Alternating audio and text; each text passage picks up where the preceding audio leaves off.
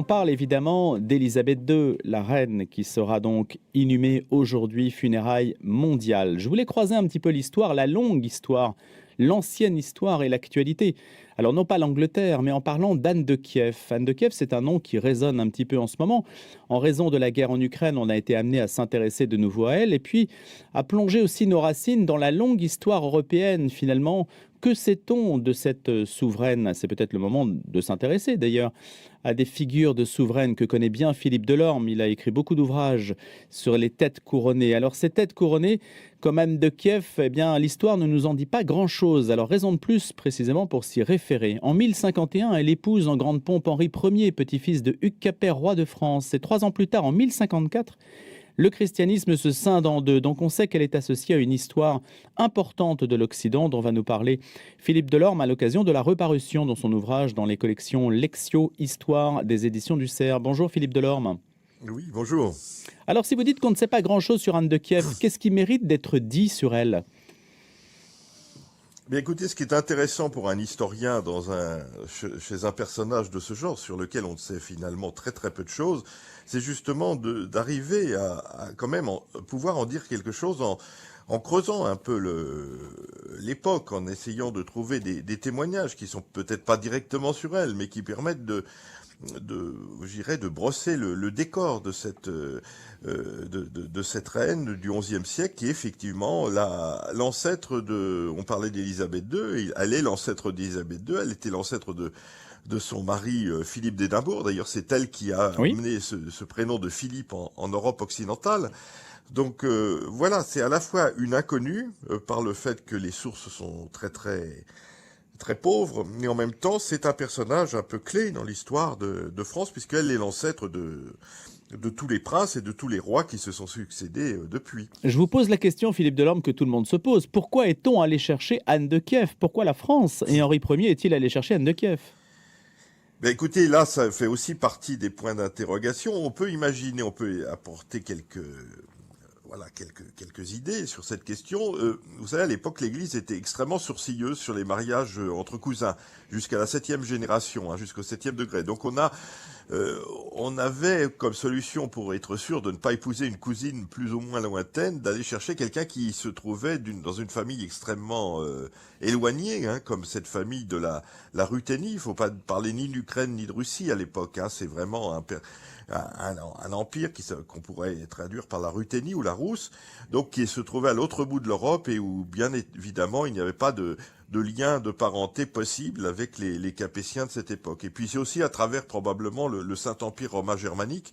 Il y avait déjà eu des alliances avec le Saint-Empire qui se trouvait un peu entre les deux, entre la France et cette Ukraine lointaine, enfin voilà, j'utilise le mauvais mot, cette Ruthénie lointaine, et donc on peut penser qu'à travers le Saint-Empire, il y a eu des tractations diplomatiques, des rapprochements qui ont permis ce mariage un peu étonnant. Alors, Philippe Delorme, vous l'avez dit, elle est amenée à régner dans une période où l'Occident et l'Orient vont se scinder, ce qui est quand même considérable. Il y a eu la réforme protestante par la suite, dont on retient qu'elle a scindé aussi l'Europe, mais on oublie, ou peut-être qu'on ne souligne pas assez, que l'Orient et l'Occident se sont scindés évidemment en 1054, ou si c'est une date commode à retenir. Est-ce qu'elle joue un rôle ? Quel rôle joue-t-elle à ce moment-là ? Non, je pense qu'il n'y a pas eu, pour elle, si vous voulez, cette scission de 1054 entre l'Église orthodoxe, ce qu'on appellera l'Église orthodoxe et l'Église latine, n'est pas tellement perçue, je dirais, sur le moment. Et lorsqu'elle vient en France, bien sûr, elle est entourée de prêtres, de moines qui sont de rite grec. D'ailleurs, elle signe. On la voit signer un document qui est conservé aux archives nationales en caractère cyrillique, donc elle est entourée sans doute de prêtres qu'on pourrait dire aujourd'hui orthodoxes, mais si vous voulez, il n'y a pas dans l'esprit de l'époque l'idée qu'elle aurait eu à se convertir, par exemple, lorsqu'elle vient, elle est simplement d'un autre rite, et donc elle est chrétienne également, il n'y a pas d'idée de scission encore, les choses vont s'aggraver progressivement au cours des temps, mais à son époque, il n'y a pas encore vraiment de ça n'a pas posé de problème, c'est-à-dire qu'elle n'a pas été à l'orthodoxie ce que Henri IV a pu être à un moment au protestantisme. Non, il n'y avait pas d'idée de conversion, pas d'idée elle était chrétienne, et voilà, d'une autre. Vous savez, à l'époque, il y avait des rites, il y avait le rite lyonnais, le Hmm. rite de Paris, etc. Donc il y avait pas cette centralisation du rite romain comme il y aura suite après, surtout après le Concile de Trente. Donc l'idée qu'elle vienne de l'autre bout d'Europe avec un rite grec. Ou déjà slavon, puisque l'ancien slavon, qui est l'ancêtre des langues aussi bien de l'ukrainien, du russe, etc., était utilisé comme langue liturgique, un peu comme le latin ici, hein. Philippe Delorme, qu'a-t-elle laissé comme trace dans l'histoire française? Et y en a-t-il une précisément?